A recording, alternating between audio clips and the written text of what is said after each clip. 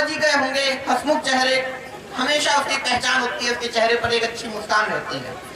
मित्रों, ये मुस्कान नहीं, मैं आपको एक बहुत छोटी सी भूमिका उसकी बताना चाहता हूँ। कुछ बहुत बड़ा कवि सम्मेलन है, हम सब भाई हैं, लेकिन मैं आपको एक बिना किसी कोई लाग लपेट की छोटी सी बात बता देना चाहता हूँ, और आपकी तालियां आखिरी पंक्ति पर उठें कि अगर अभिनय की दुनिया को फक्र है, उन्हें घमंड है, उन्हें गर्व है कि उनके पास अमिताभ बच्चन है। अगर संगीत की दुनिया को, गायकी की दुनिया को इस बात पर घमंड है, इस बात पर गर्व है कि उनके पास लता मंगेशकर है।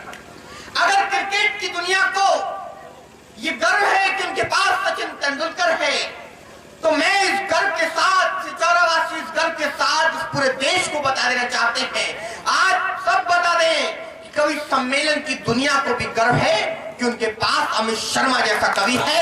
आगे से लेकर पीछे तक 30 सेकंड तक आपकी तालियां में शर्मा को सुनने के लिए इस तरह बजती रहे, ताकि पता चले इस देश का सबसे लाडला मंच संचालक आज सिचौरा गांव में कविता पाठ करने वाला है। जो लिख के दिया था सब कुछ ऐसे ही बोला। प्रभात परवाना, तुमने मुझे उठाया है, भगवान तुम्हें उठाया। दीदी बेटियों की बात कर रही थी, मुझे बहुत बुरा लग रहा था। भाई जन्म तो हम बेटों ने भी माँ के पेट से लिया है, हम भी प्ले स्टोर से डाउनलोड तो नहीं किया। बहुत मार्मिक गीत आपने सुना, बहुत अच्छा सुन रहे हैं, बहुत अच्छा लग रहा है। मुझसे एक दिन दादा रविंद्र शुक्ल जी पूछ रहे थे कि अमित एक बात बताओ, तुम पूरे देश में जाते हो, ओज की कविताएं पढ़ते हो, वीर रस की कविताएं पढ़ते हो, इस पाकिस्तान को कैसे निपटाया जाए? मैंने कही दादा, आपकी पार्टी के माननीय प्रधानमंत्री नरेंद्र मोदी जी इस पाकिस्तान को नहीं निपटा सकते। तो बोले कौन निपटा सकते हैं? मैंने कहा राहुल गांधी। कहते राहुल गांधी कैसे निपटा सकते हैं? मैंने कहा दादा, जिस व्यक्ति ने 135 साल पुरानी कांग्रेस निपटा दी,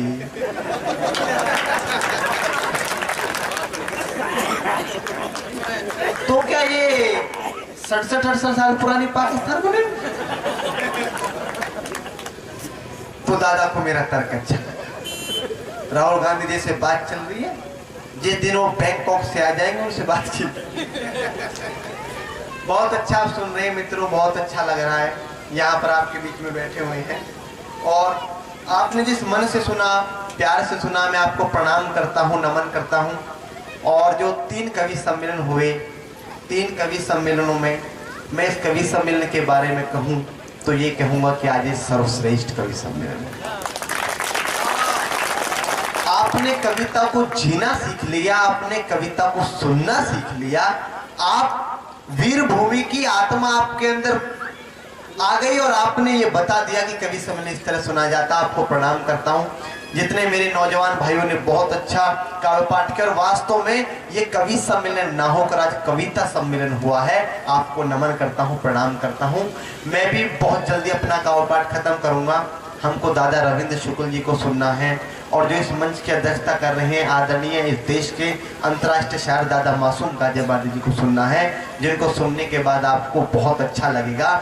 उसके बाद आप जो चाहोगे, क्योंकि हमारी ट्रेन बहुत लेट है चेतन, कोई दिक्कत नहीं है, यहाँ तो पूरे मन से हम सुनाते हैं सिचौरा में। तो आप जब बोलोगे, जिस कवि को बोलोगे, हम आदरणीय अध्यक्ष जो मासूम गाजियाबादी जी, उनके बाद हम उस व्यक्ति का काव्य पाठ कराएंगे जिसको आप चाहोगे। सीधे सीधे पंक्ति रखता हूँ मित्रों। मुझे उस दिन दिल में बहुत वेदना हुई जब एक प्रांत में, एक राज्य में एक शहीद का शव आया।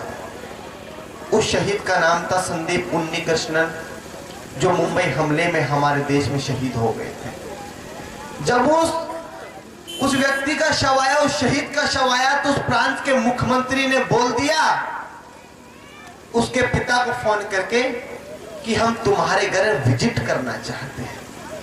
शहीद की शहादत पर राजनीति का मुख्यमंत्री कहता है कि हम तुम्हारे घर विजिट करना चाहते हैं।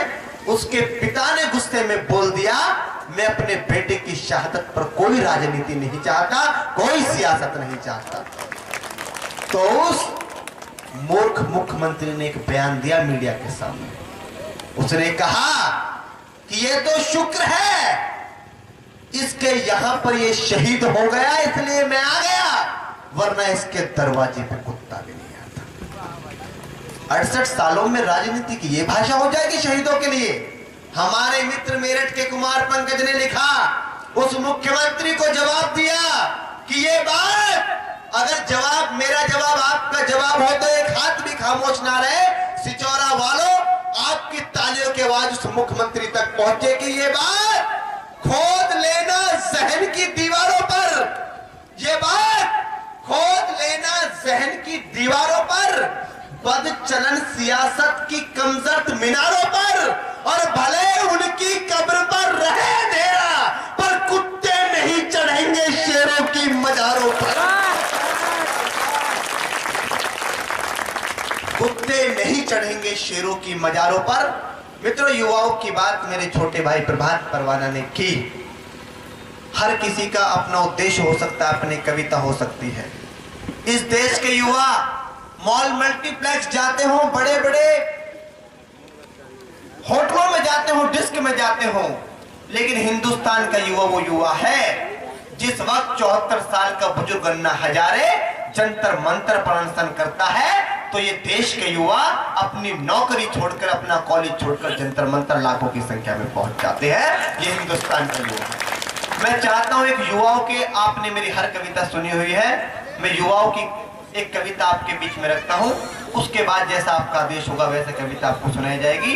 सीधे सीधे रखता हूं और जितने भी युवा दोस्तों का समर्थन मांगता हूं, बड़े बुजुर्गों का समर्थन इसलिए मांगता हूं कि वो भूतपूर्व युवा हैं, युवा हर व्यक्ति है। सीधे सीधे पंक्ति रखता हूं कि दिल पर मत लेना बातों को कितने भी इल्जाम लगे, दिल पर मत लेना बातों को कितने भी इल्जाम लगे, प्रश्न चिन्ह चाहे लगे या फिर पूर्ण विराम लगे, और चाहे खून से सींचना हो सारा परिवेश बचा लेंगे।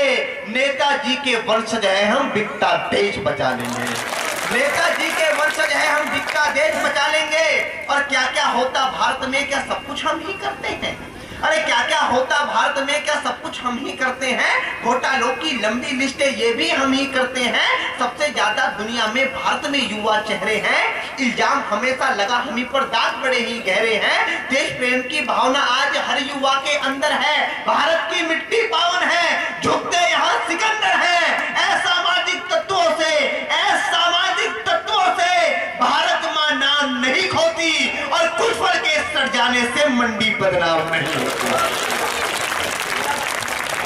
कि कुछ फल के सड़ जाने से मंडी बदनाम नहीं होती।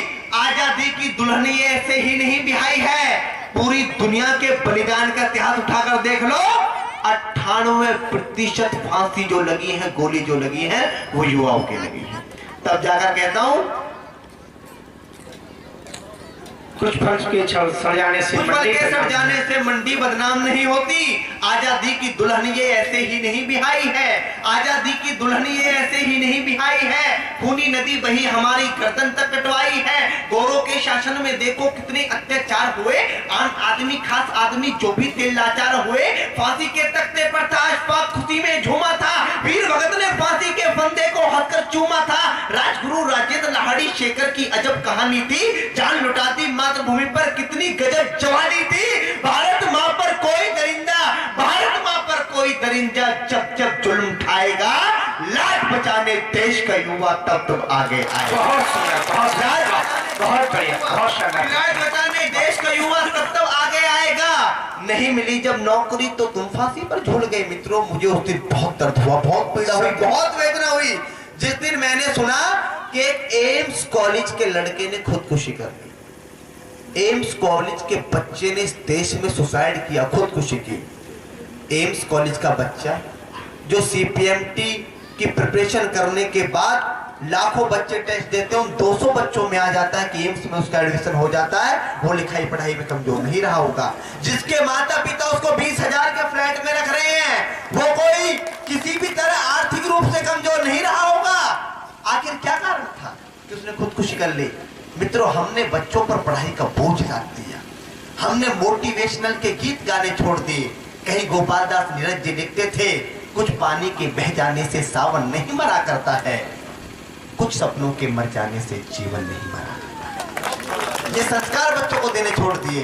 कि नहीं मिली जब नौकरी तो तुम फांसी पर झूल गए, महापुरुषों की प्रेरणा और अपनी ताकत को भूल गए। तू भारत का युवा था, तू भारत का युवा था और मुश्किल से लड़ सकता था। पथरीली चट्टानों में भी सबसे आगे बढ़ सकता। नौकरी थी और कोई संकल्प नहीं था क्या, सिवा मौत को चुनने के और कोई विकल्प नहीं था क्या?